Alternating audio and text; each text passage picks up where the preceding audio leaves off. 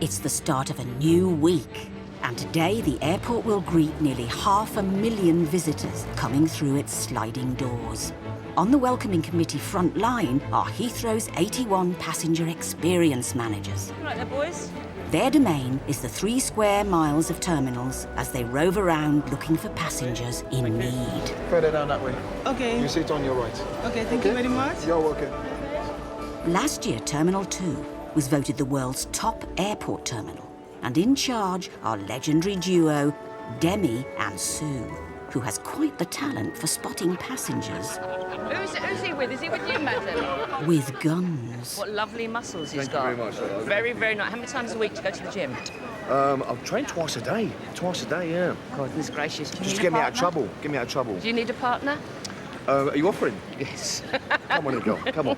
Come on, let's go. Come on. While Sue's getting swept off her feet, Do you know who it is? Demi's checking out someone out of this world. I think we've got a Hollywood actress over there. I've been told that's Sigourney Weaver. She was in Alien, man. Alien. Could you go for Alien? I just wanted to say I'm a big fan. Alien. Control, Medic 19. Alien? I think it's Alien. Yeah. So, hi, Sigourney, I really like you. She goes, yeah. OK, thanks. Don't you might not want any interruptions.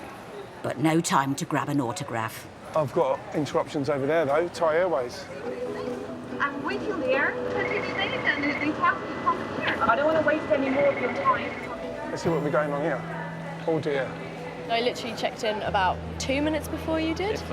If 2 minutes, and apparently got the last seat on the flight, and then he has not. Yes, that's why she has her tickets and I don't have everything. anything. So.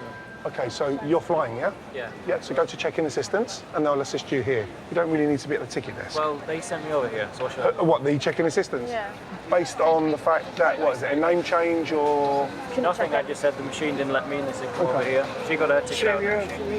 OK. Demi doesn't understand why so many passengers are being denied a seat on their pre-booked flight to Bangkok, given the fact they're on the biggest passenger plane there is, the double-decker Airbus A380. Morning, ladies. Morning, gents. Hello, how are we doing? If there's one person that will know what's going on, it's Thai Airways duty manager, David. Today our flight was downgraded from a 380, which went technical, to a 777. So that made us overbooked by about 40 passengers. This Boeing 777 is a significantly smaller plane, with half the number of seats of its cousin, the A380, which sadly is unwell, with a broken wing flap. So duty manager Dave is trying to find space on other airlines. We spent the last night trying to rebook passengers and this morning. So we'll look in the system, see which carriers have seats available, and then we will transfer that passenger to that airline. With just a few seats free on other airlines, Demi now has to diplomatically break it to the waiting passengers that there are no guarantees they'll fly today.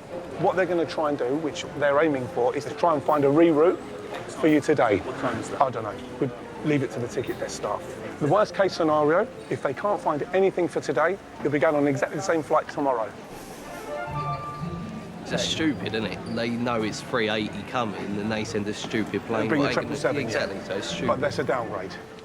With his hands tied, Demi now has to make a bad situation good, or he'll have 40 passengers in a serious flap. Keeping Britain green and pleasant often means one thing: precipitation. Rain alone at any airport is very unlikely to cause any delays or cancellations. And out on the apron, that's airport speak for where aircraft are parked, someone spotted an intriguing side effect. It's one of the lesser-known natural wonders of the airfield. So this is when you get excited. As the engine starts to rotate, the moisture's being sucked up and you've got like a little mini tornado at the front of the engine. I still find that quite exciting when I come into work and I see that on a day basis. It's like, wow. This is Airside Ian. Perfect. He's a senior airfield officer and his job is to maintain the airfield. From parking planes to battling with birds, Ian keeps Heathrow running, and for him, it's a dream come true. Does it still excite you when you see planes around? Oh, yeah. I can't believe that I come into work and I'm plane spotting every day, and I'm bird spotting. You know, I'm getting paid to do two things I like to do in my spare time, so it's great, you know. Surprisingly, the airport is resident to over 3,450 different wildlife species. For their safety and the safety of passengers, Heathrow monitors and catalogues all animal movements, the majority of which are birds. And today, Airside Ian is on bird patrol. Heathrow attracts certain types of wildlife because of the open spaces, so things like lapwings, gulls quite like it, pigeons, falcons. It also attracts kestrels because there's lots of grass. They're on in battle with crows because crows are just always around. Ian's job is to identify which birds visit the airfield and where they congregate before they become a danger by flying into the engines of 300-ton aircraft. And Ian is an expert. He speaks bird. I've done a blackbird before, which annoys my wife sometimes. Because it's like a whistling, more like a... I can't do it really loud, but it's more like a... And a blackbird warning sign is more like a... I can't... Oh, I can't do it at the moment.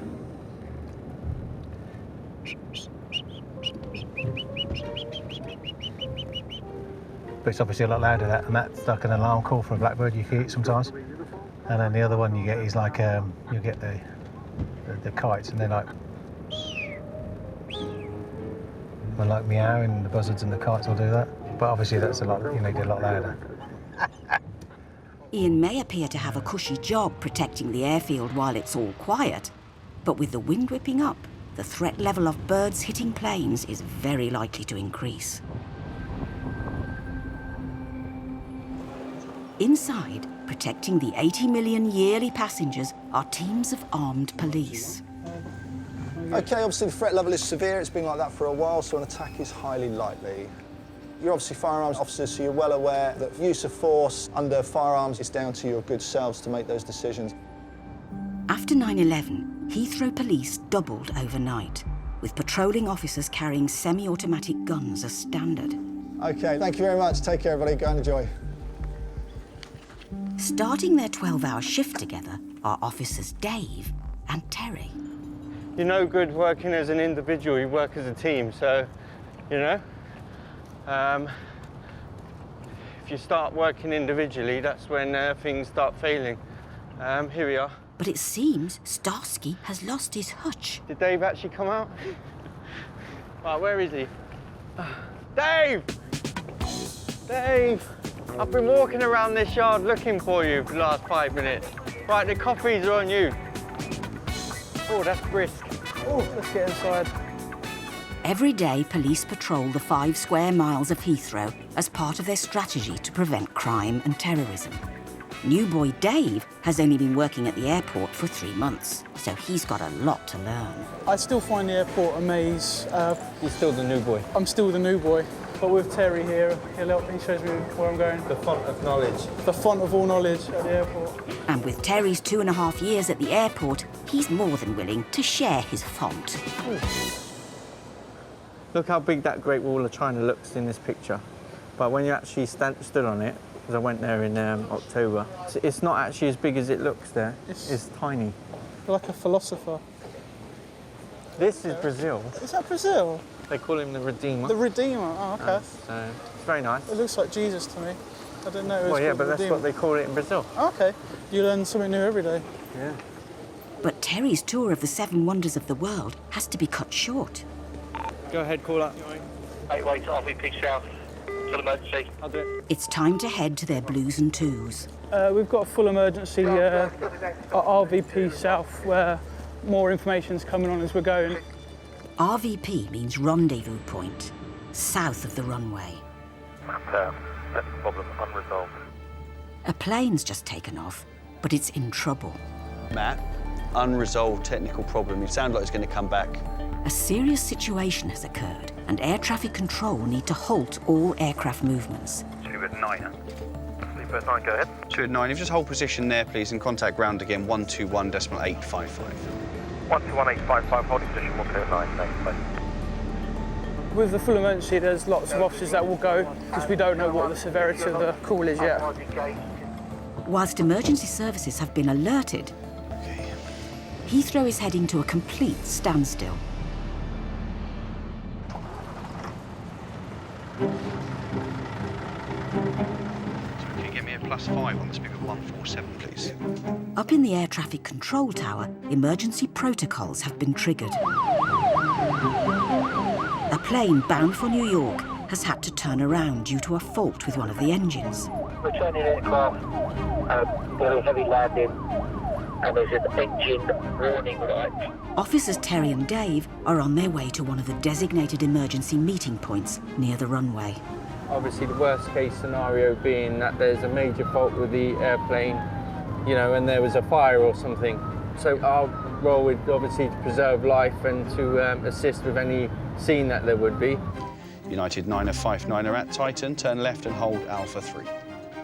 With the plane only 15 miles out, air traffic controllers sterilise the southern runway, meaning no one else can land or take off. Checker, roger, hold short. On a short, checker. Some of Heathrow's emergency services, as well as other local fire and medical units, are in position at the mouth of the southern runway. Sarge, it's an engine fault, right? They're talking to the airplane now. One of the engines has gone down due to oil, so they've switched one engine down. Okay, so I've been designated as the cordon officer, so should there be anything dramatic that happens, yeah, I'll be responsible for deploying units. Worst case scenario, I think we all know what that is. You've got everything here on standby, ready to go. All departments of Heathrow are ready to react. Field desk, Raven. Including Airside Ian. Go ahead, Ray. Yeah, any more details on it?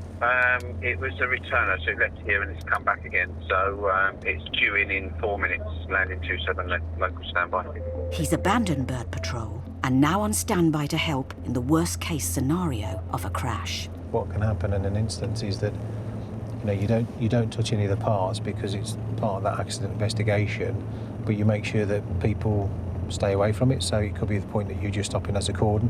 However, though, if you stopped here and passengers started disembarking the aircraft, it's like come over here, come and stay safe, and you try and guide the passengers so the passengers, are safe really. So it could be a sort of any task that you're given to. The plane had to turn around almost immediately after taking off, and it's now on its final approach back into Heathrow with only one engine. Virgin 23 Juliet and runway 27 left, cleared to land. The wind is 220 degrees, 10 knots. Laden with a full tank of fuel, it will be making what is known as a heavy landing. This puts the aircraft at serious risk of structural damage, as well as having the potential for it to catch fire. Expect the worst, plan for the worst, and then as it comes, we deal with what happens. The passengers will be aware of the situation. They'll be reassured by the captain on board the aircraft. But you do on occasions get nervous flyers, they start to panic on board, but the crews generally on the aircraft are all perfectly trained for that.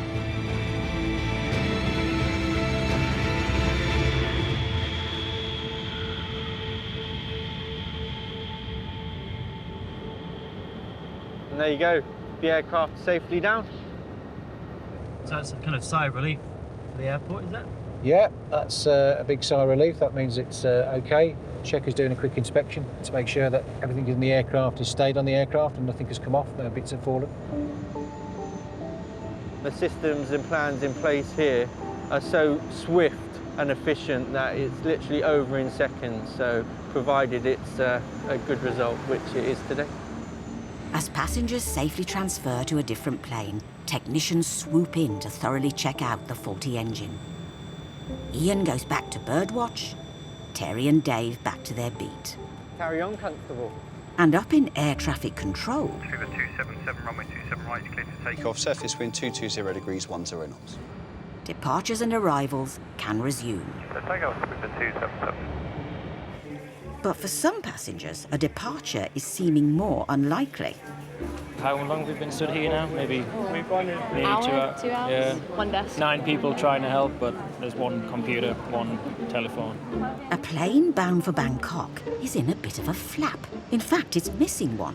And because the replacement plane is smaller, 40 passengers are going nowhere.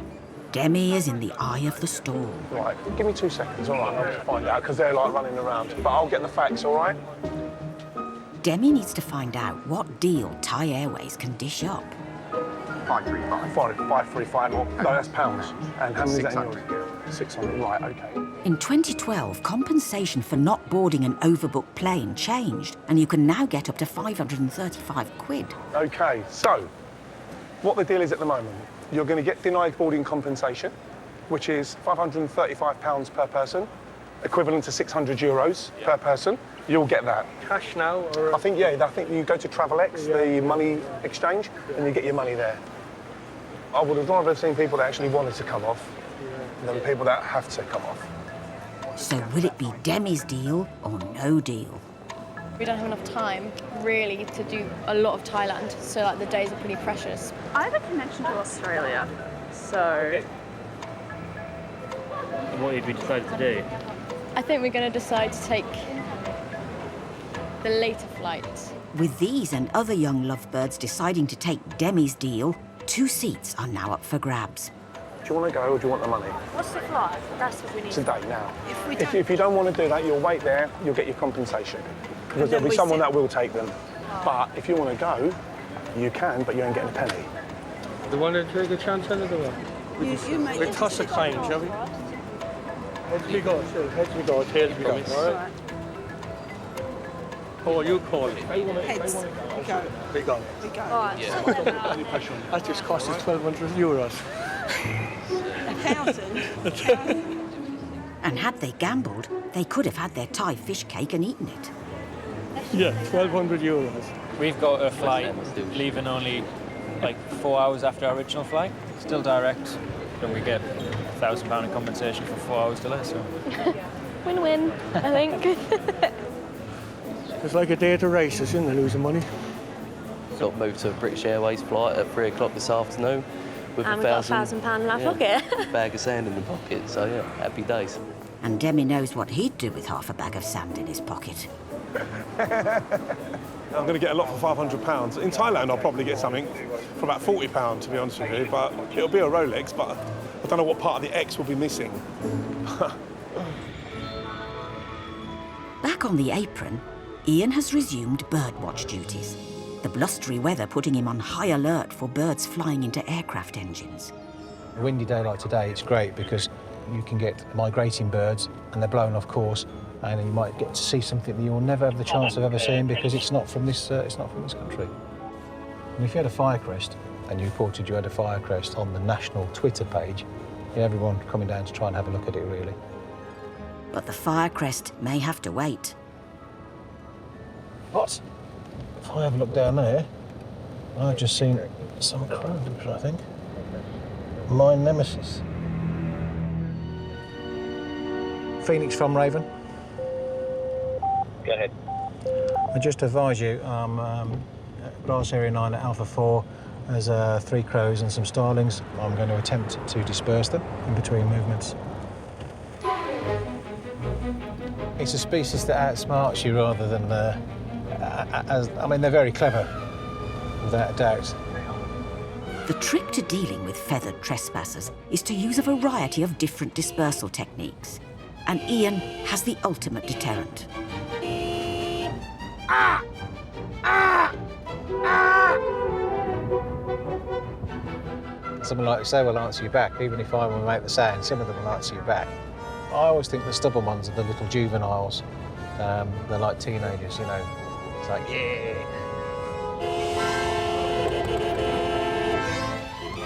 Having tried car horns and bird impressions to no effect, Ian has no choice but to deploy a very special piece of equipment.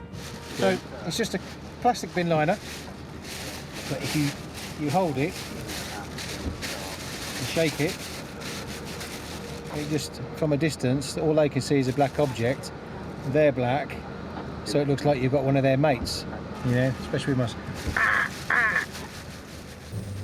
Ian's finally caught up with the flock that's been eluding him all day, but he must time his approach. Right, so what I do is I don't want to go over there now and get the birds to rise and then flock off. And as if they fly off, there's a flock in that manner. As the aircraft's coming down, don't want the flock comes up, the aircraft goes through it. So to stop that, I'll wait for that aircraft to go past, and once it's rolling, I know it's no longer an issue.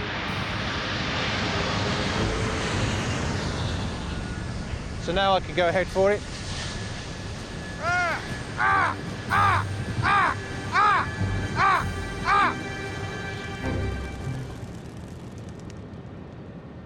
So that's a flock of about 40 starlings and 3 crows dispersed. So that's been effective today. And that's made the aircraft, as they're coming down, safe, and that's just part of the airfield safe. Thanks to Airside Ian, Heathrow now has a bird-free airfield. Well, almost. So, well, I was bird spotting today, so I mean, there's a big falcon if ever I saw one. You know, that one's not going to go away.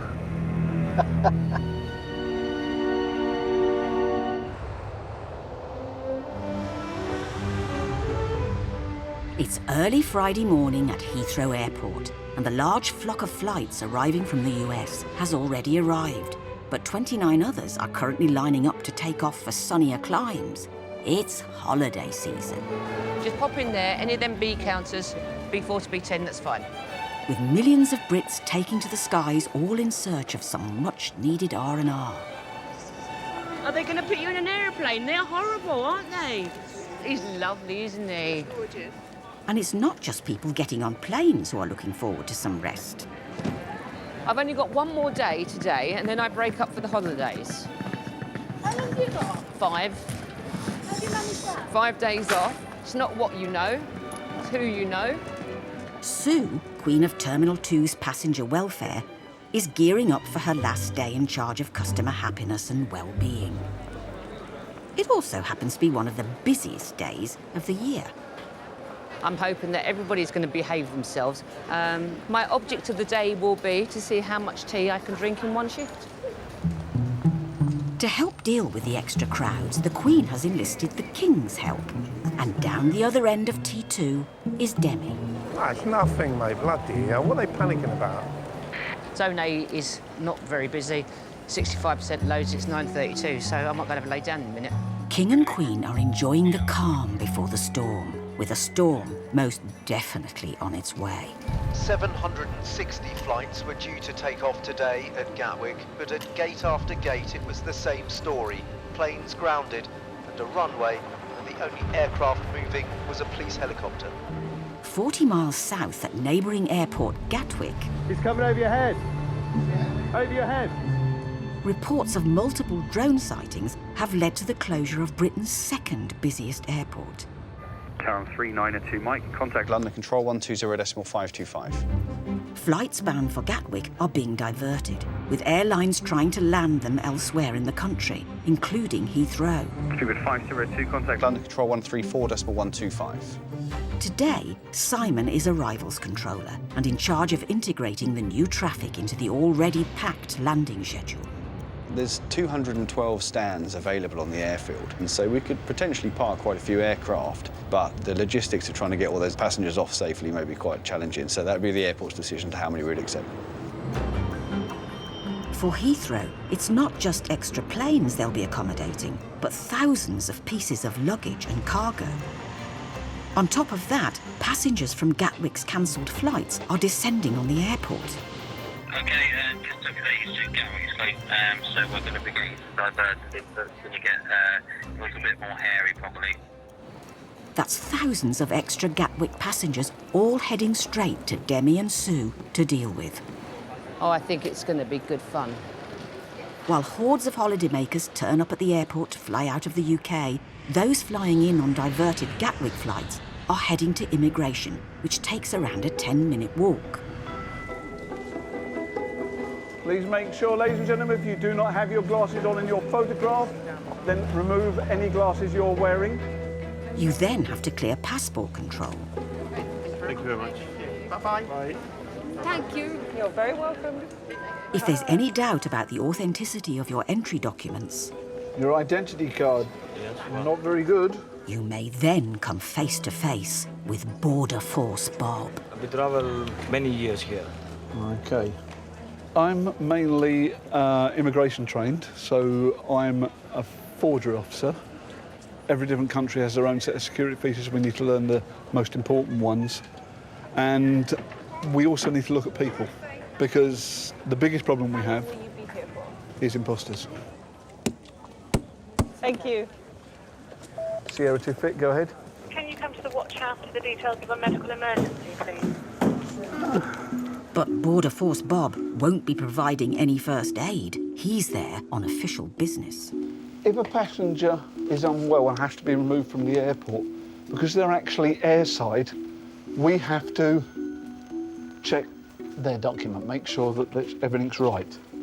So we have to take everything with us so we can deal with the passenger away from the immigration control. If the passenger can't get to the border, then the border will be brought to them. Luckily, we're only going to go to 226, so it isn't too far away. Terminal 2 is the smallest of the 4 terminals at Heathrow, measuring at a mere 40,000 square metres. That's the equivalent of 205 tennis courts. I've been here since the day it started. In actual fact, I was one of the people who worked on fitting out this building for Border Force to use. Bob helped open this terminal in 2014. Oh, this isn't the right area. I need to be upstairs. All this is a pain in the arse. Sorry. But even he occasionally loses his bearings. We should be upstairs. This should be up another level. Oh, come on, Bob. Think, think, think. 15 minutes later, Bob finally reaches the gate. Hello, Chuck. What we got? The paramedic is already on site, but what the poorly passenger may actually need is a strong cup of coffee. Right, we do have an intoxicated passenger who's refusing to leave the flight. So the police are coming en route. Okay. He does have an ID card, so he's a European. This flight arriving from Oslo was due to return there 45 minutes ago. But with the passenger refusing to leave, no one can board the plane until the police arrive. It's amazing how much the impact is and how quick it is when you've got an airport like Heathrow that's 98% full with the number of aircraft that it deals with. This aircraft has already probably missed its departure slot. So the whole flight could end up being cancelled just because one person has had too much to drink. I think the rule is 10% of the passengers cause 90% of the problem. Thank you very much. While everyone waits, cabin crew provide Bob with the documents he needs. All the features I would expect to see on a passport from his country is there, so I'm happy that that passport is as it was issued. I haven't been able to see the passenger and I need to do that as well to confirm everything. Police are there, they'll deal with him. They'll let us know what they want to do with him. Being drunk on a plane is a criminal offence, so whilst other passengers face delays, this passenger could be facing a sentence of up to 2 years. Yeah, hi, is that control? Yeah, our passenger is intoxicated and now refuses to leave the aircraft.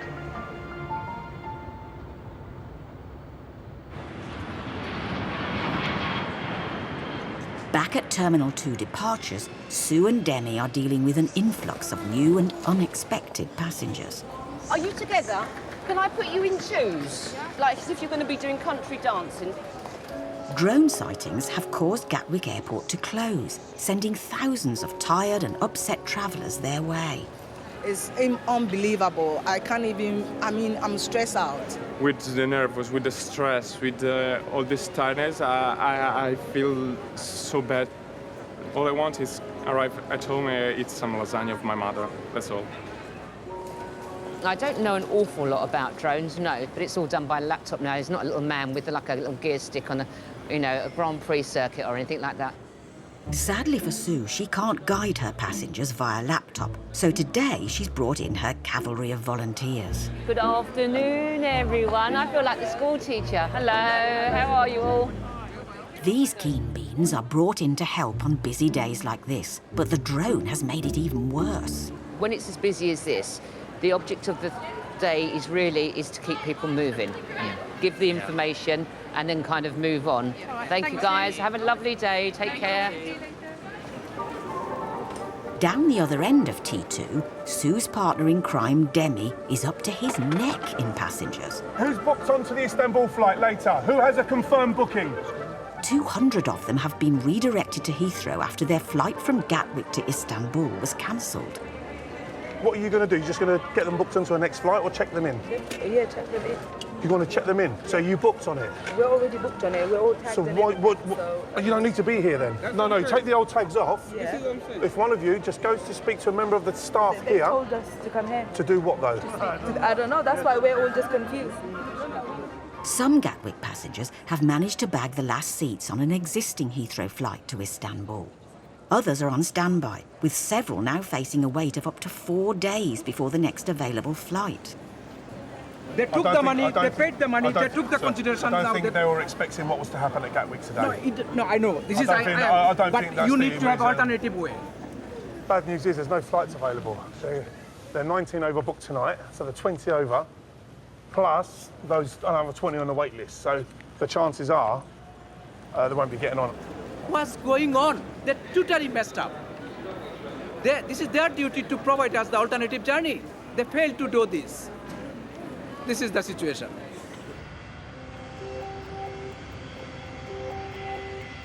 At gate 226, an intoxicated passenger is still refusing to leave the plane. He'll either exit the airport in the normal way through immigration control with police officers in escort, or they may decide because of his tendencies that they want to put him in and take him out of the airport in the back of a van. And keeping a close eye on his passport is Border Force Bob. Passenger is being escorted through the control by police. Would you like a chair? Are you happy to walk? Happy to walk. Be careful then. You want to give him some room. Okay, watch out, watch yourself. The chair's there if you want it. Which will be easier? No? You want to walk? Come on then. You're very kind. You're very kind. With good manners such as these, he will exit the terminal the way all arrivals do, through the immigration hall. When I got there, he was like really incoherent. So I said to him, have you been drinking and everything? He went, no, only one beer. That's it, you're there. If that's one beer, I'm going on. It's only one United. Man United no good to me, I'm West Ham. It's only one United. Do you like a drink? A drink, yes. A lot of drink, no. I've seen myself when I've been intoxicated, and it's not a good look. Never was. The Scandinavian passenger is in the UK for a doctor's appointment and is being met in arrivals by a medical chaperone. He's a neck and back patient. Neck and back? Probably took some tablets. Yeah. Har du tatt tabletter, Geir? Nei, ikke. No. Some painkillers and then alcohol. So it's a little mix of both. Yeah. 2 beers. Ja. Yeah, that's it. And some Jägermeister. Because the passenger suffers from neck and back problems, he's on strong painkillers, and the combination of medication, alcohol, and 35,000 feet is causing some unusual side effects. Oh, I love... Yes. Don't say you love me. I can't say I love you. This amorous traveller is now free to leave the airport and attend his doctor's appointment.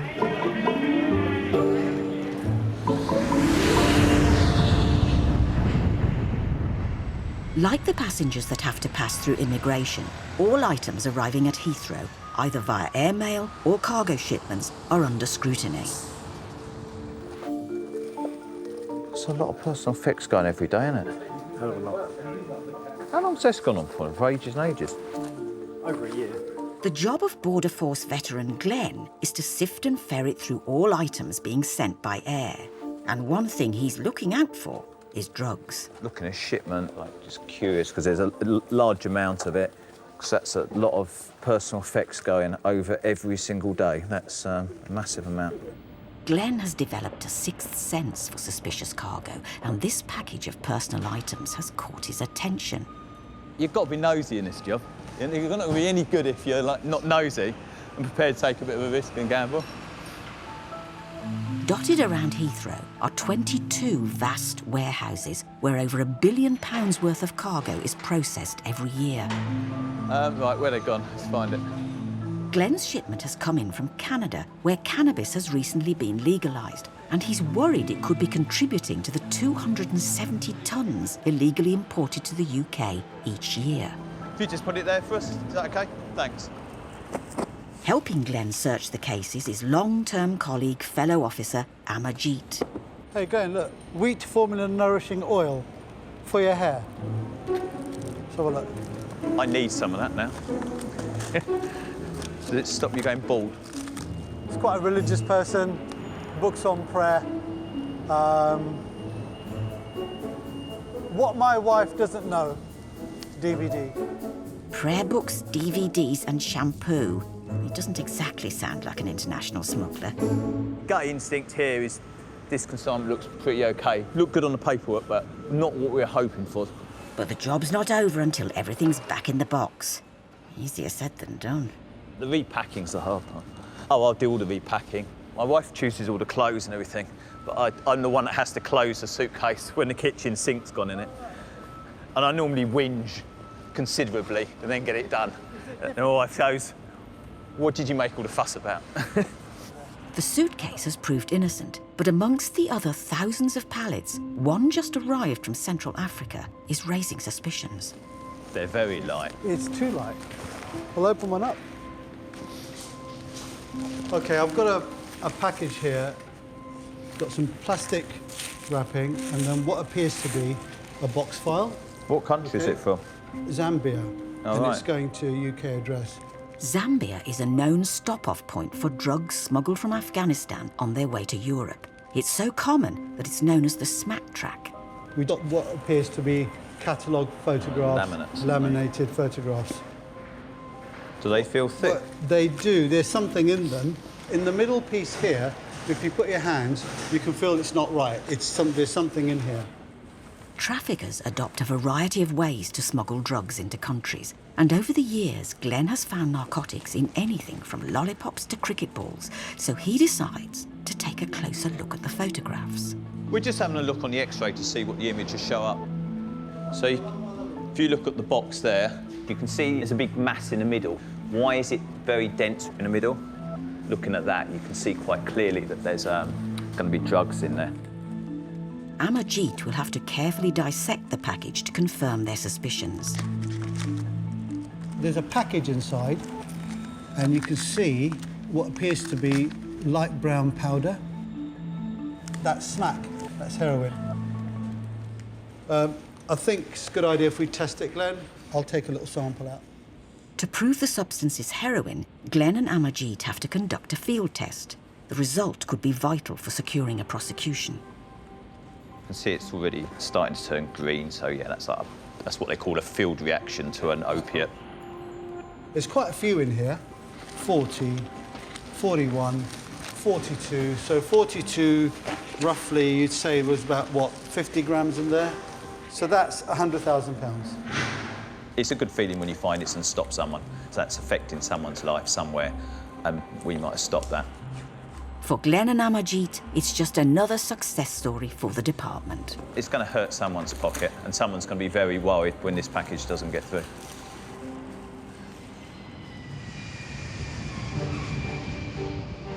A mile down the road from Heathrow's cargo warehouses is Terminal 2, and Demi is dealing with hundreds of passengers from drone-closed Gatwick who are trying to get to Istanbul.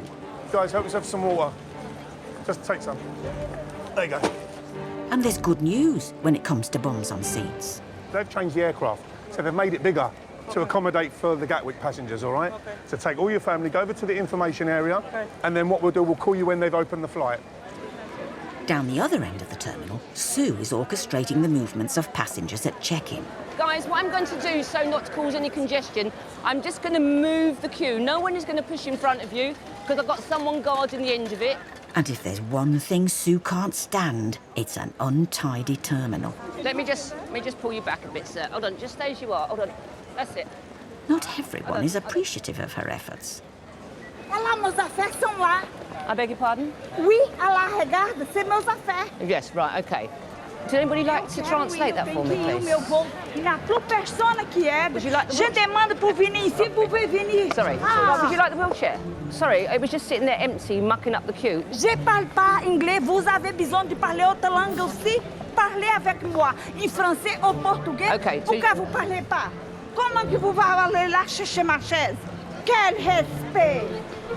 Allez, madame, mine place, s'il te plaît. There we go. Non, vous prenez là, vous I'm going to put it laissez là. over here, okay? Because I don't react very nicely to being shouted at. There we go. So I'll pop that here for you, okay? Sue may not have done much to improve Anglo-European relations, but she can do something about the congestion. This is what I'm doing. I've got it. Can I move your trolley down this side here? No, it's not your fault. It's just that we've got mayhem everywhere, sir. And that's not your fault, obviously. To prevent delays and ensure these passengers make their flight, Sue constructs a route with more twists and turns than Spaghetti Junction. We are going to put this queue in this queue maze, and then we're going to feed them across to here. I'm just trying to uncongest the terminal. We're just splitting up to make it more pleasurable for other passengers, sir. Nice and vocal, sweetheart, nice and vocal. Just follow it round, madam, until you come to the end of it. No, right. No, this way. That way. Keep going.